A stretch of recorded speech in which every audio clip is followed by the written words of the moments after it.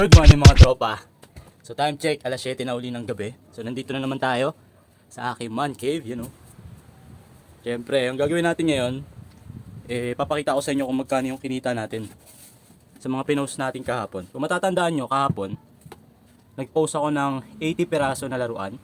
Yung mga laruan na yon worth 10 peso. Kung mabibili lahat, 800 pesos. So 10 peso each. So as of now, ang binilang ko, 20 yung nabili. So meron tayong kita na 200 pesos. Not bad, di ba? Kasi nandito lang ako sa bahay, nagtatrabaho ako. So may extra income tayo. So magtataka kayo mga tropa. Ang dami kong content, di ba?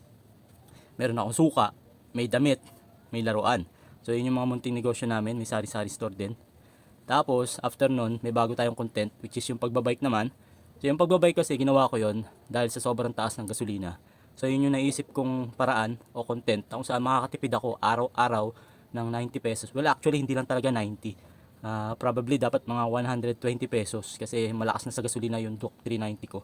Kasi luma na, matanda na. So hindi ko na lang binago kasi nasimulan ko na yung 90 pesos. Then other than that, may mga content din akong pusa kasi marami kaming pusa. As of now, ang pusa namin ay umaabot na ng 15. Sa susunod na araw, mga pusa naman yung gagawa natin ng content. Hindi lang yun mga tropa, may content din akong Zumba. Kaya mapapansin nyo, marami akong pinopost tungkol sa Zumba.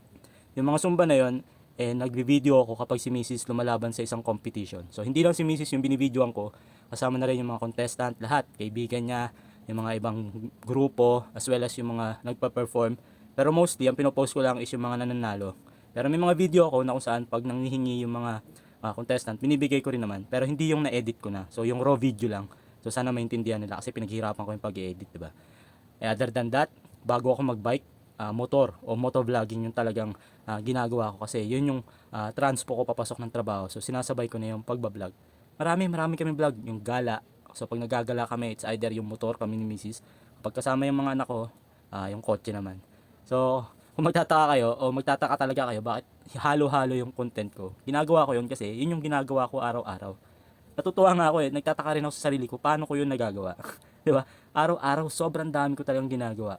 Papasok ako sa trabaho, 8 oras. After ng 8 oras, nagbabike ako. So yung biking, content na agad yun. So pagkagising ko, nandito tayo sa laruan. So another content yun para kumita ng pera. Kapag rest day, it's either gumagala kami ni Mrs. Kapag may budget, pag may extra, gumagala kami, kumakain kami. So another content na naman yun. Pag wala naman, sa bahay lang, mga pusa naman. Kapag wala naman, pagtapos na sa pusa, balik na naman tayo sa mga munting negosyo. Sobrang dami talaga.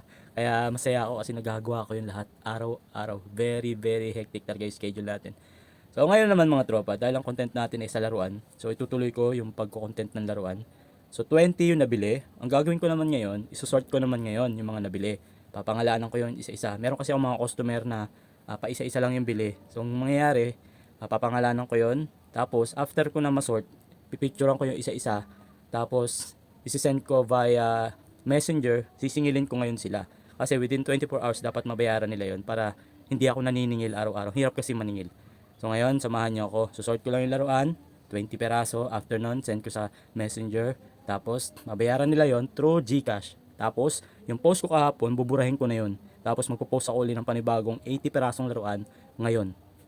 Diba? Ayos ba? So, para bukas, tingnan natin kung ilan na naman yung mabebenta natin. Samahan niyo ako mga tropa sa araw-araw nating content. Laruan, bike, motor, pagkain, munting negosyo. Lahat yan. Pusa. Sama-sama na yan. Buti pa si Tonton at mga binibenta ni Tonton. Peace. Bye-bye.